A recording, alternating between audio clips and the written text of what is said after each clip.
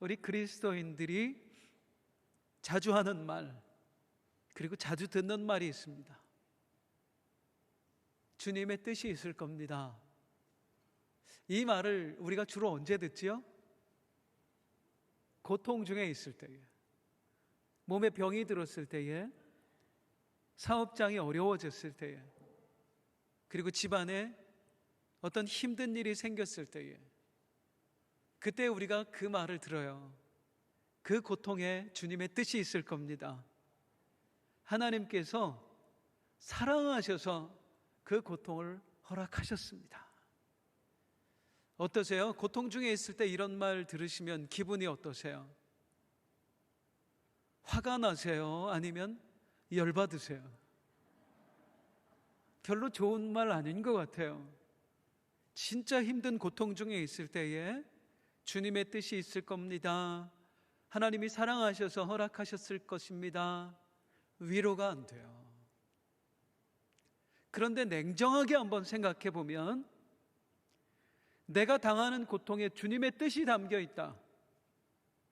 하나님께서 사랑하셔서 이 고통을 허락하셨다.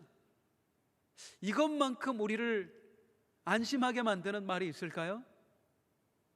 이것보다 더 위로가 되는 말이 있을까요? 반대로 한번 생각해 볼게요. 만약에 내가 고통당하고 있는데, 병이 들었고 집에 어려움이 있는데 여기에 아무런 주님의 뜻이 없다면, 그냥 이대로 고통당하고 마는 것이라면, 하나님이 나를 사랑하셔서 허락하신 게 아니라 나를 미워하셔서 징계하시기 위해서 이 고통을 주신 거라면 더 힘들고 답답하지 않겠어요? 오히려 내 고통에 주님의 뜻이 담겨 있다는 건 우리에게 큰 위로가 되는 말씀임에 분명합니다. 그렇다면 우리가 당하는 고통에, 하나님께서 허락하신 고통에는 어떤 뜻이 담겨 있을까요? 한번 따라 하시겠습니다. 그때 달라요. 그때 달라요. 어떤 때는 그 고통을 통해서 내 죄악된 자아가 깨어지기도 하고요. 또 어떤 때는 이 고통을 통해서 내 신앙이 더 성숙되기도 하고요. 또 어떤 때는 이 고통을 통해서 더 많은 하나님의 축복을 경험하기도 합니다. 그러니까 고통에 담긴 하나님의 뜻은 다 달라요. 그런데 분명한 건 뭐냐면, 이 고통에 담긴 하나님의 뜻은 다를지라도 고통은 우리 모든 그리스도인에게, 아니 하나님께서 허락하신 고통은 우리 모든 그리스도인에게 있어 기회가 된다는 겁니다. 내 자아를 깨뜨릴 수 있는 기회인 거잖아요. 믿음이 더 성숙할 수 있는 기회인 거잖아요. 더 많은 축복을 경험할 수 있는 기회인 거잖아요. 고통은 우리에게, 우리 그리스도인들에게 기회가 됩니다. 오늘 그 말씀 함께 나눌 거예요. 오늘 본문에서 저는 여러분들에게 고통당하는 세 사람을 소개해 드릴 겁니다. 이 세 사람의 이야기를 들으면서 저들에게 어떤 고통이 찾아왔으며 또 그 고통을 통해서 이들이 어떤 기회를 얻었는가에 대한 말씀을 함께 나눠보겠습니다. 첫 번째 사람은 나아만입니다. 아마 오늘 본문의 이야기를 정말 우리 성도님들은 잘 아실 거예요. 그래서 그 이야기는 간단하게 설명을 드리겠습니다. 이 나아만이 본래 어떤 사람입니까? 오늘 본문 1절은 나아만에 대해서 이렇게 설명합니다. 같이 읽어볼게요. 시작. 아람 왕의 군대 장관 나아만은 그의 주인 앞에서 크고 존귀한 자니 이는 여호와께서 전에 그에게 아람을 구원하게 하셨습니다. 그는 큰 용사이나 나병 환자더라. 나아만은 아람 나라의 군대 장관이었습니다.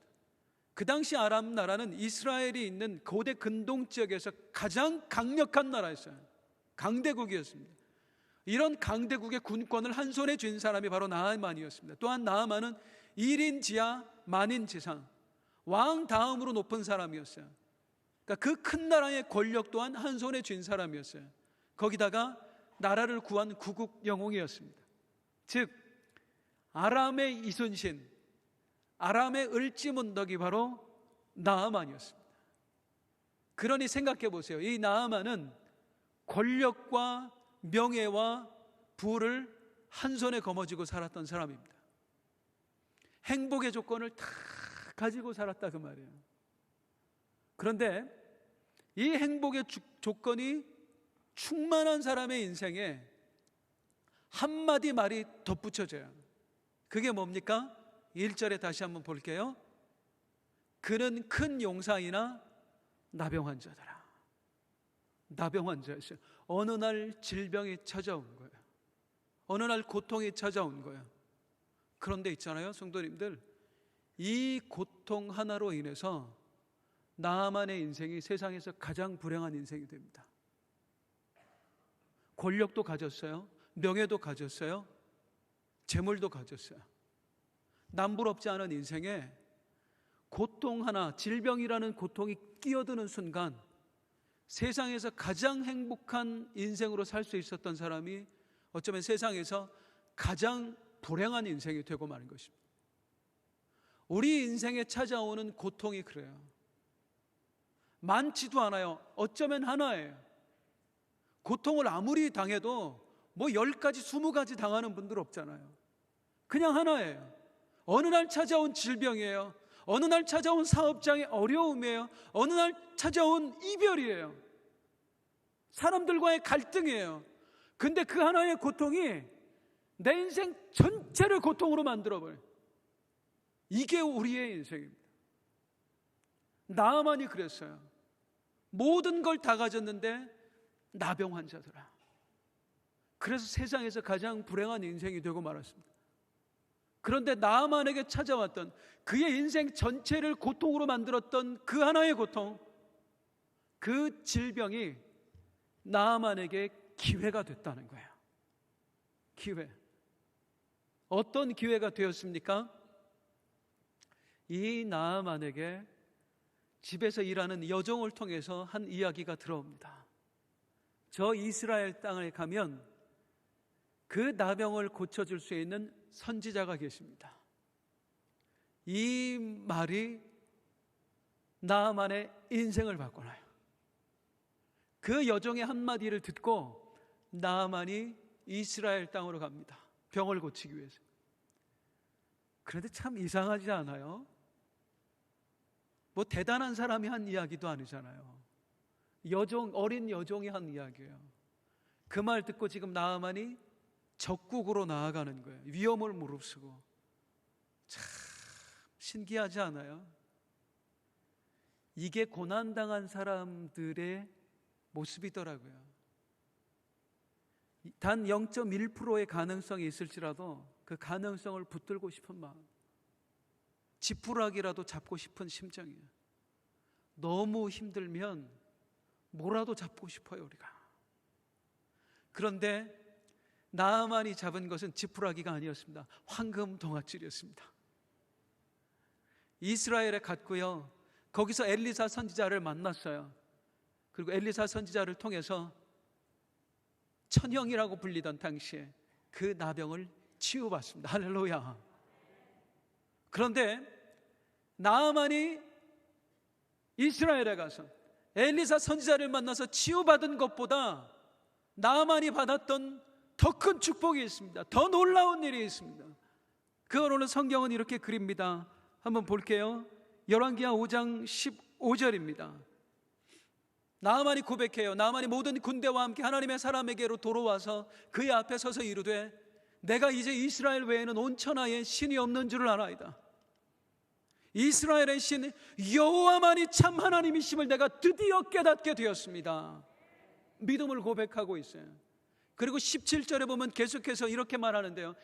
이제부터는 종이 번제물과 다른 희생제사를 여호와 외에 다른 신에게는 드리지 아니하고 다만 여호와께 드리겠습니다.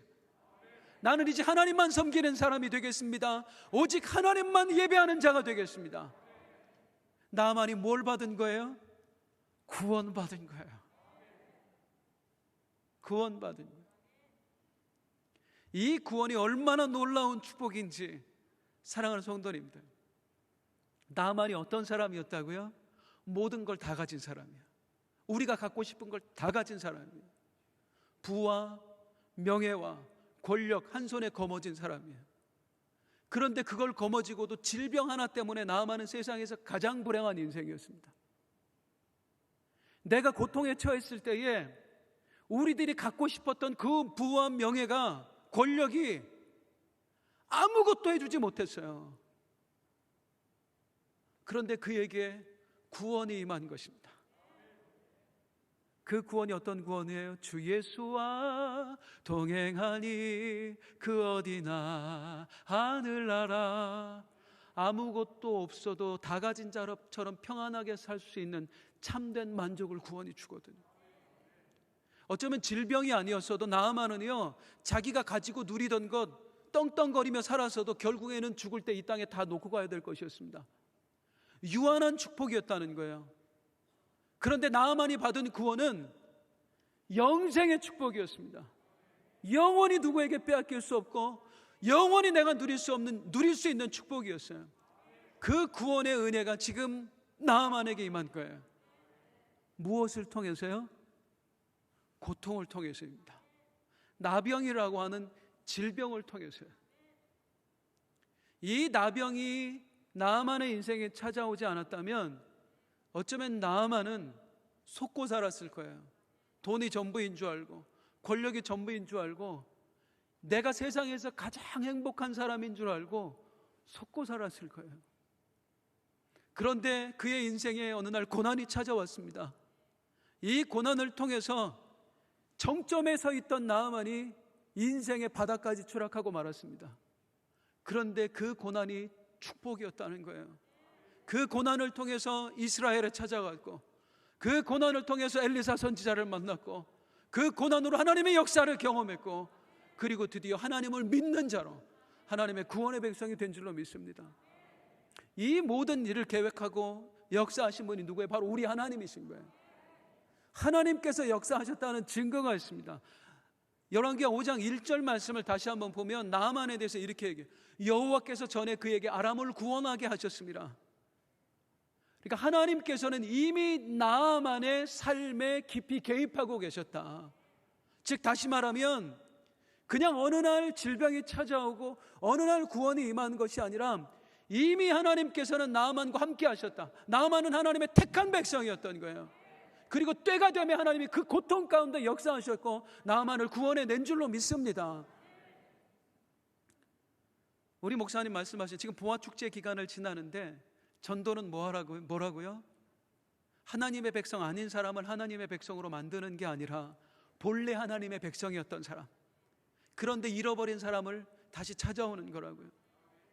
택함 받지 못한 백성에게 예수 그리스도를 전하는 게 아니라 택함 받은 백성을 찾아오는 거라고요. 나아만이 그런 사람이었어요. 하나님께 택함 받은 인생. 그런데 도저히 구원받을 수 없는 환경, 그 가운데 그 인생에 그가 정점에 있을 때의 고난이 찾아왔고, 그리고 인생의 가장 밑바닥까지 내려갔을 때에 그가 하나님을 만나게 되었습니다. 때로 하나님이 우리 삶에 이렇게 역사하셔요. 1970년대에 유명한 가수 중에 혹시 어르신들 아십니까? 이종용이라고 하는 가수가 있어요. 이름은 잘 모르겠지요. 노래를 들려드릴게요. 낙엽 지던 그 숲속에 파란 바닷가에. 좀 더 할까요? 박수 치는 분도 계셔요. 이게 너라는 곡이에요. 당시 얼마나 인기 많았냐면 한 방송국 음악 프로그램에서 이 너라는 곡이 15주 연속 1위를 했대요. 요즘 뭐 가수들 한 주만 1위 해도 난리가 납니다. 15주 연속이니까 최고의 인기. 그냥 돈이 저절로 따라오는 거예요. 이 인생의 정점에 섰던 이종용이 한순간에 나락으로 빠지게 됩니다. 마약에 손을 댄 거예요. 그리고 감옥에 들어가요. 감옥에서 한 사형수와 사귀게 됩니다. 그 사형수가 사형 집행 받기 위해서 가는 날 이종용에게 이런 말을 남겨요. 나는 내 죄값을 치르러 지금 떠나게 됩니다. 당신은 당신의 남은 인생 내모까지 우리 주님을 위해 살아주십시오. 예수 믿는 사람이었던 거예요. 그 사형수가 감옥에서 예수님을 만난 거예요. 이 사형수가 남긴 말에 이종영이 충격을 받습니다. 자기 인생을 되돌아봐요. 그리고 출소 후에 그가 만든 노래가 이 노래예요. 난 참 바보처럼 살았군요. 난 참 좀 더 할까요? 그리고 출소 후에 미국으로 건너가서 샌안토니오에서 신학을 하고, 그리고 캘리포니아에서 그 인생 마지막을 목회자로 살아갑니다. 인생의 정점에 섰을 때에 경험했던 한순간에 떨어진 나락의 경험, 그 인생의 밑바닥의 경험이 그에게는 다시 없을 구원의 기회가 되었던 거예요. 때로 우리가 고통 가운데 하나님을 원망합니다. 왜 이 일을 허락하셨느냐고. 그런데 하나님께서는 우리가 절대로 생각할 수 없는 놀라운 계획을 가지고 계시다는 거예요. 나아만이 이방인이잖아요. 그런데 하나님이 그 인생에 개입하시잖아요. 이종용 마약 중독자잖아요. 그런데 하나님이 그 인생에 개입하시잖아요. 택한 백성이라고 그래요. 하나님은 과연 나에게 이 고통을 통해, 내가 당하는 고통을 통해 어떤 기회를 주셨을까? 이제 고통당하는 사람 두 번째 인물을 소개합니다. 그 사람은 바로 어린 소녀입니다. 어떤 신분이었죠? 노예였습니다. 종이었습니다. 이 소녀가 어쩌다가 노예가 되었어요? 2절에 보니까 이렇게 말하고 있어요. 전에 아람 사람이 떼를 지어 나가서 이스라엘 땅에서 어린 소녀 하나를 사로잡음에 그가 나아만의 아내에게 수종들더니 잡혀온 거예요. 그리고 하루아침에 사랑받는 한 집안의 딸에서 이방인의 수종을 드는 노예가 되고 말았어요. 이 어린 소녀라고 표현하고 있는데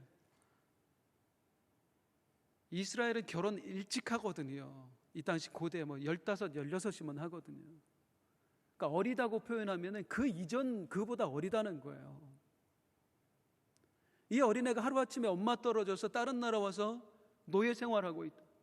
엄마가 얼마나 보고 싶었겠어요. 그 일해 나가는 가운데 얼마나 고통스럽고 힘이 들었겠어요. 정말 말도 못할 고통이 이 어린 소녀에게 찾아온 거예요. 그 고통 가운데 하루하루를 견뎌내고 있는데 어느 날 이야기가 들려옵니다. 이 집의 주인인 장군님이 나병에 걸렸다는 거예요. 그때 문득 드는 생각, 이런 생각한 거 보면 아마 그 주인들이 이 소녀에게 잘해줬던 것 같아요. 우리 주인님이 이스라엘에 가면, 내 고향 사마리아에 가면 그 선지자님만 만나면 저 병을 고칠 수 있을 텐데. 그리고 그걸 자기 여주인에게 이야기해요. 그게 나아만의 귀에 들어갔고 나아만이 이 여종 한마디의 말을 따라갔다가 구원을 받은 것입니다. 그러니까 하나님께서 나아만을 택하셨고 그의 삶에 개입하셨어요. 그리고 나아만의 구원의 기회를 허락하셨고 나아만이 그 고통 가운데 그 구원의 기회를 잡았습니다. 그런데 이 한 영혼이 그 구원의 기회를 잡는 데 있어서 그냥 이 일이 저절로 된 것이 아니다. 한 어린 소녀의 전함이 있었다. 행동이 있었다. 그러니까 이 어린 소녀에게 하나님이 무엇을 주신 거예요? 어떤 기회? 쓰임받을 기회를 주신 겁니다. 쓰임받을 기회. 한 영혼을 구원할 수 있는 기회. 이렇게 얘기를 들으면 사실 조금 의아스럽습니다. 아니, 한 영혼을 구원하겠다고 한 여자아이의 인생을 망가뜨린단 말이야? 이 사람 구원받은 건 감사하다고 쳐요. 그러면 얘는 뭐예요? 한순간에 노예가 되고 얼마나 비참한 인생이에요. 이게 쓰임받는 기회가 축복일까? 여기서 우리가 한 가지 오해를 바로 잡아야 될 게 있습니다. 고통에는 뜻이 있습니다. 주님의 뜻이. 할렐루야. 이 말을 이렇게 오해하면 안 된다는 거예요. 그 고통을 하나님이 주셨다. 하나님이 우리에게 고통을 주셨다고 오해하면 안 되는 거예요. 무슨 말이냐면 나아만의 고통을 다시 한번 볼게요. 나아만이 나병에 걸렸습니다. 이 세상에 나병 걸린 사람이 나아만 뿐이냐고요. 나아만 말고도 정말 많은 사람이 나병에 걸렸어요. 아니, 나병 아니어도 죽을 병에 걸린 사람은 이 세상에 너무나 많아요. 그 모든 질병을 하나님이 허락하신 거예요? 아니에요. 원인을 따져보면 다 이유가 있어요. 몸 관리를 잘 못했든지, 아니면 유전적인 영향이 있든지, 어디 가서 세균에 감염됐든지. 하나님이 아니어도 충분한 이유들이 있다고요. 이 어린 소녀가 노예로 잡혀왔는데 그게 하나님이 노예로 잡혀가게 하신 거예요? 아니, 그 당시 국제 정세가 그랬어요.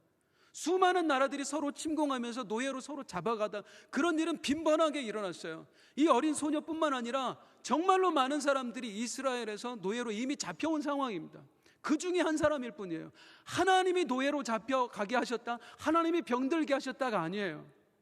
그럼 주님의 뜻이 무엇이냐? 주님의 뜻이 있다는 게 무엇이냐? 우리 모든 사람의 인생에는 얼마든지 하나님이 아니어도 고난이 찾아옵니다. 우리에게는 늘 고통의 순간이 찾아옵니다. 그런데 중요한 건 믿는 사람이 당하는 고통에는 하나님이 개입을 하신다는 거예요. 믿는 사람이나 안 믿는 사람이나 모든 사람은 고통을 당할 수 있어요. 사람이 반드시 죽듯이 질병은 누구에게나 찾아올 수 있고 실패는 누구에게나 찾아올 수 있어요. 그게 인생의 법칙이에요. 그런데 우리가 안심해야 될, 정말 감사해야 될 것은 무엇이냐면 우리 그리스도인이 당하는 고통, 누구나 당하는 고통이지만 그 고통에는 하나님이 개입해 주신다. 이 어린 소녀도 마찬가지입니다. 다른 사람과 마찬가지로 국제 정세에 의해서 노예로 끌려왔을 뿐이에요. 그런데 하나님께서 그 소녀의 인생에 개입해 주셨고 그냥 노예로 인생을 마치지 않도록 역사하셨다는 게 중요한 거예요. 자, 나아만을 구원했다. 이 소녀가 쓰임받았다. 그래서 나아만이 구원받았다라는 게 얼마나 큰 의미를 갖는지 잠깐 설명드릴게요. 나아만이 누구라고요? 아람의 군대 장관.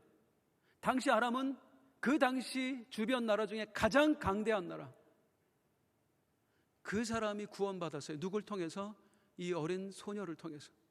또 이스라엘의 선지자를 통해서. 이 나아만이 구원받았을 때 그 한 사람만 구원받았을까요? 나병이 고침받았잖아요. 그걸 함께 가서 목격한 그 신하들, 부하들, 군인들 전부 다 하나님을 함께 알게 되었습니다. 또한 나만의 아내는요, 그의 가족들은요, 거기 수종드는 그 식구들이 얼마나 많아요. 그 당시 그 나라의 최고 권력자인데 이 나아만을 따르는 사람들이 얼마나 많아요.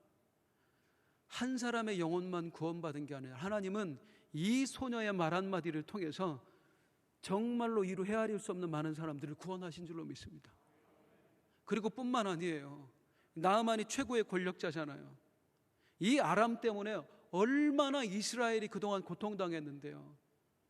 이 소녀가 지금 노예로 잡혀왔잖아요. 또 정말 많은 사람들이 노예로 잡혀와 있어요. 그런데 아무것도 할 수 없어. 왕도 장군들도 힘이 없어서. 그런데 이 나아만 한 사람이 바뀌니까 뭐 성경에는 기록되어 있지 않습니다만은 우리가 충분히 생각할 수 있는 문제잖아요. 이스라엘과 전쟁을 막아줘요. 약탈을 막아줘요. 또 다른 사람이 노예로 잡아오지 않도록 나아만이 지켜줘요. 왜? 내가 노예를 통해서 구원받았거든요. 그러니까 이 어린아이 한마디를 통해서 일어난 역사가 뭐냐면 내 민족이 보호를 받게 되는 거예요. 이거는요, 이스라엘의 왕도 못했던 일이고 이스라엘의 그 이름난 장수들 그 누구도 못했던 일입니다. 딱 한 사람, 이 어린 소녀가 했습니다. 그 위대한 일, 하나님께 쓰임받는 기회를 하나님이 주셨던 거예요. 그리고 또 이 기회가 왜 중요한가, 쓰임받을 기회가 우리에게 왜 중요한가를 오늘 우리는 명확히 깨달아야 됩니다. 하나님은 늘 우리에게 쓰임받을 기회를 주시는데 그 기회를 잡는 게 왜 중요하냐면 우리가 사는 세상은 눈에 보이는 세상이 전부가 아니기 때문입니다. 이 다음 세상이 있어요. 천국과 지옥이 있으심을 믿으십니까? 우리는 예수 믿는 사람들은 천국에 감을 믿으십니까? 그런데 우리가 천국에 가서 어떤 일이 일어나는 줄 아세요? 성경은 이렇게 기록하고 있습니다. 고린도서 3장 8절에 각각 자기가 일한 대로 자기의 상을 받으리라. 우리에게 상급이 준비되어 있고 우리가 이 땅에서 어떤 삶을 살았는가에 따라서 각자의 상급이 따로 정해진다는 거예요. 이건 성경이 분명하게 밝히고 있는 바입니다. 그래서 우리가 살아가는 이 세상은 이 세상으로서에만 가치가 있는 게 아닙니다. 우리는 그 다음 세상을 준비하는 사람들이에요. 지금 내가 어떤 삶을 사느냐에 따라서 상급받는 인생이 될 수 있고 또 그렇지 못한 인생이 될 수도 있다는 것입니다. 그래서 내가 하나님께 쓰임받느냐 아니냐는 너무너무나 중요해요. 이 사실을 일찍이 깨달았던 바울 사도는 이렇게 고백합니다. 빌립보서 3장 13절 14절에 보면 형제들아 나는 아직 내가 잡은 줄로 여기지 아니하고 오직 한 일 즉 뒤에 있는 것은 잊어버리고 앞에 있는 것을 잡으려고 표대를 향하여 그리스도 예수 안에서 하나님이 위에서 부르신 부름의 상을 위하여 달려가노라. 이게 그리스도인들의 삶이어야 하는 줄로 믿습니다. 하나님께서 바울에게만 이 약속을 주신 게 아니에요. 우리 모든 그리스도인에게 주신 거예요. 근데 악한 원수 마귀는 자꾸만 그 사실을 잊어버리게 한다고요.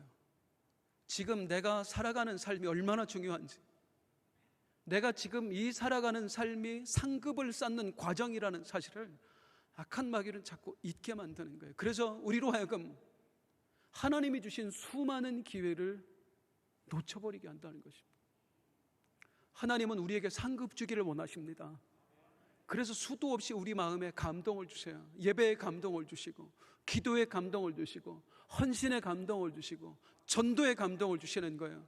뭘 주기를 원하셔서? 상급 주기를 원하셔서. 모든 사람에게 감동을 주십니다. 그 감동이 하나님이 주신 기회입니다.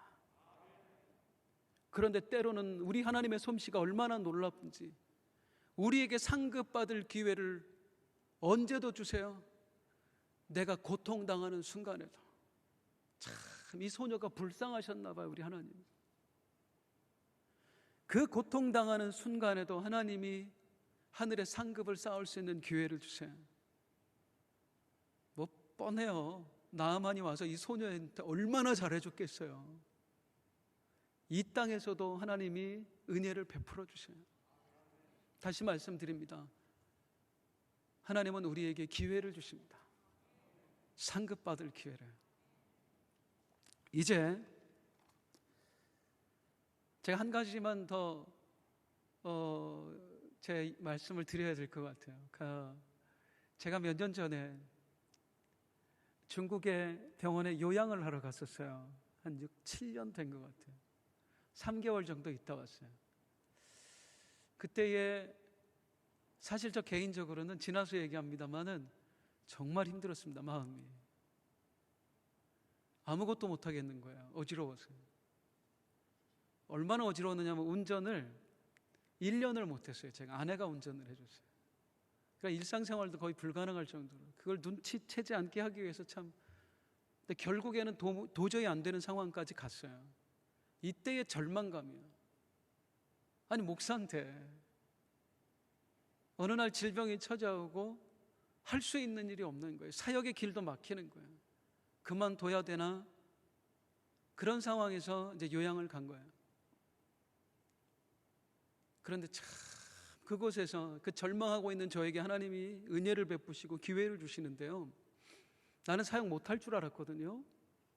근데 그 병원에 있는 직원들하고 어느 날 우연히 제가 기도회를 하게 됐어요. 함께 저하고 기도회를 갔는데 처음에 4명이 참석했어요. 근데 그 4명과 기도회를 하는데 하나님이 성령을 쏟아 부어 주셨어요. 이분들이 은사를 받고 방언을 말하기 시작했어요. 그랬더니 그 다음부터 한 사람 한 사람씩 데리고 와서 이 기도회가 늘어나기 시작하는데 저는 환자잖아요.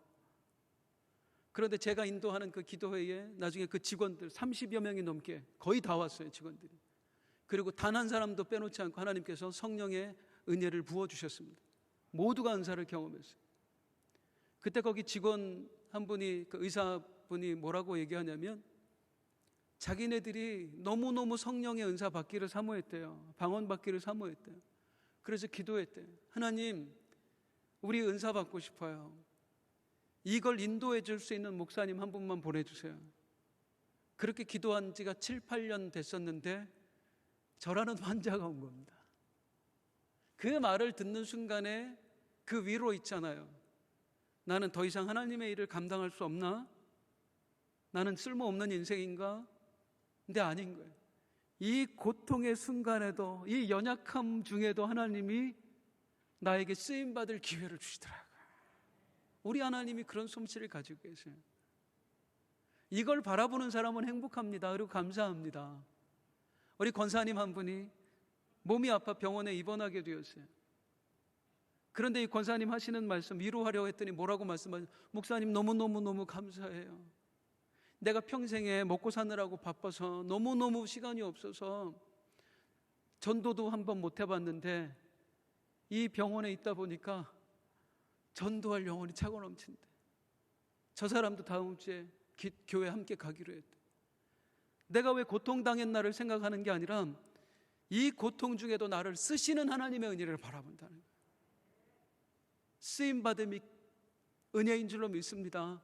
그리고 그 기회를 하나님께서 우리 각자에게 허락하신 거예요. 자, 이제 고통 중에 있는 사람 세 번째, 마지막 사람을 소개해 드립니다. 그 사람은 누구냐? 이스라엘의 왕입니다. 이스라엘의 왕이에요. 어느 날 이 왕에게 적국의 장군이 찾아와요. 그리고 그 아람 왕의 서신을 전달해 주는데 나병을 고쳐내라는 거예요. 나병을. 이야, 얼마나 황당해요. 나병을 어떻게 고쳐요? 그 당시 의학기술로. 그래서 이 왕, 여호람 왕인데요, 어떤 반응을 보였나? 열왕기하 5장 7절입니다. 이스라엘 왕이 그 글을 읽고 자기 옷을 찢으며 이르되 막 괴로운 거예요. 내가 사람을 죽이고 살리는 하나님이냐? 그가 어찌하여 사람을 내게로 보내 그의 나병을 고치라 하느냐?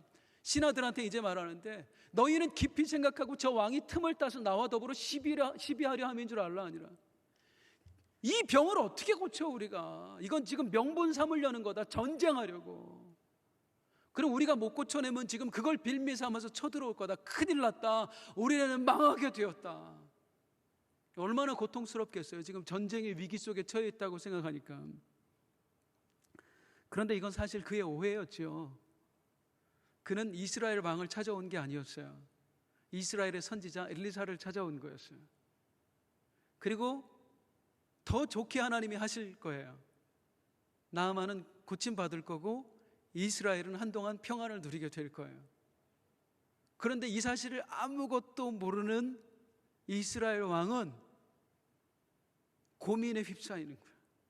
그리고 고통스러워하는 거예요. 옷을 찢어버릴 만큼, 잠을 이루지 못할 만큼. 다시요, 해결책이 있지요. 하나님이 이제 해결책도 준비해 놓으셨지요. 이건 고민거리가 아니에요. 하나님께 나아가면 하나님이 역사하셔요. 엘리사 선지자의 이 문제를 가지고 나면은 하나님의 사람이 해결해 줄 거예요. 전혀 고통당하지 않아도 되는 거예요. 그런데 이스라엘 왕은 혼자 괴로워하고 있어요. 이걸 뭐라고 부르냐? 고통 아닌 고통입니다. 해결책이 있으면 고통이 아닙니다. 어우, 머리 아파. 타이레놀, 개보린 먹으면 돼요. 그런데 안 먹고 버티면서 어우 고통스러워. 바보예요. 고통 아닌 고통을 당하고 있는 거예요. 지금 적군이 쳐들어와 전쟁의 위기에서 얼마나 다급해, 얼마나 위험해. 그런데 고통이 아니라니까요. 해결책이 있다니까요. 그런데 스스로 생각에 빠져서 혼자만 고통스러워하고 있는 거예요. 이렇게 살아가는 인생이 얼마나 많은지 아십니까? 인생들이 하나님께 외쳐요. 스스로 불평을 내뱉으면서 뭐라고? 내 인생은 왜 이렇게 되는 일이 없는가? 너무너무너무 갈급하다. 아니요, 하나님은 이미 해답을 주셨다니까요. 오라 너희 목마른 자들아 물러 나오라. 돈 없는 자도 오라. 너희는 와서 사 먹되 돈 없이 값없이 와서 포도주와 젖을 사라. 해결책이 이미 있어요. 그런데 갈급하다고만 말하는 거예요. 사람들은 말합니다. 뭐라고? 왜 이렇게 내 가슴이 터질 것 같은가? 정말 불안해서 못 살겠구나. 그리고 스스로 우울증에 빠져요. 아니요, 이미 하나님이 해답을 우리에게 제시해 주셨다니까요. 평안을 너희에게 끼치노니 곧 나의 평안을 너희에게 주노라. 내가 너희에게 주는 것은 세상이 주는 것과 같이 아니라 너희는 마음에 근심하지도 말고 두려워하지도 말라. 하나님 안에 해답이 있어요. 그런데 그걸 바라보지 못하고 혼자 괴로워하는 거예요. 고통 아닌 고통이요. 사람들은 말합니다. 도대체 이 얽힌 문제를 내가 어떻게 해결할 것인가? 삐칠 것 같다. 아니요, 이미 해결책이 있다니까요. 너는 내게 부르짖으라. 내가 내게 응답하겠고 내가 알지 못하는 크고 은밀한 일을 내게 보이리라. 주님께 나아가기만 하면 됩니다. 우리 주님 손에 해결책이 있습니다. 그런데 나아가지 않아요. 스스로의 생각에 빠져서 괴로움만 해요. 해결책이 없다고만 해요. 그리고 고통 속에 나를 가둬버리는 거예요. 이렇게 불행한 인생이 저 교회 밖에 얼마나 많은지 아십니까? 그리고 또한 이 교회 안에도 얼마나 많은지 아십니까? 보다 못한 엘리사 선지자가 나서요. 이 엘리사 선지자가 하는 말을 보세요. 열왕기하 5장 8절이에요. 하나님의 사람 엘리사가 이스라엘 왕이 자기의 옷을 찢었다 함을 듣고 왕에게 보내 이르되 왕이 어찌하여 옷을 찢었나이까? 왜 고통스러워만 하고 있습니까? 하면서 하는 말이 그 사람을 내게 오게 하소서. 나아만을 보내십시오. 그 다음 시작. 그가 이스라엘 중에 선지자가 있는 줄 알리이다 하니라. 누구로 하여금 알게 하겠다? 나아만으로 하여금 이스라엘 중에 하나님이 살아계심을 알게 하겠습니다. 하나님의 선지자가 함께함을 알게 하겠습니다. 누가? 나아만이. 그런데 이 말을 하는 엘리사의 진짜 속마음은 뭘까요? 당신도 제발 좀 깨달으십시오. 이스라엘 왕이요, 하나님이 이 나라를 굽어 살피시는데 왜 하나님이 계심을 모르고 있습니까? 왜 하나님이 함께 하심을 모르고 있습니까? 왜 역사를 믿지 못합니까? 이 나아만의 역사를 통해 당신에게도 하나님이 계심을 알게 하겠습니다. 즉 이스라엘 왕이 겪었던 이 고통은요, 고통 아닌 이 고통은 그에게 기회였어요. 어떤 기회? 하나님이 살아계심을 알 수 있는 기회.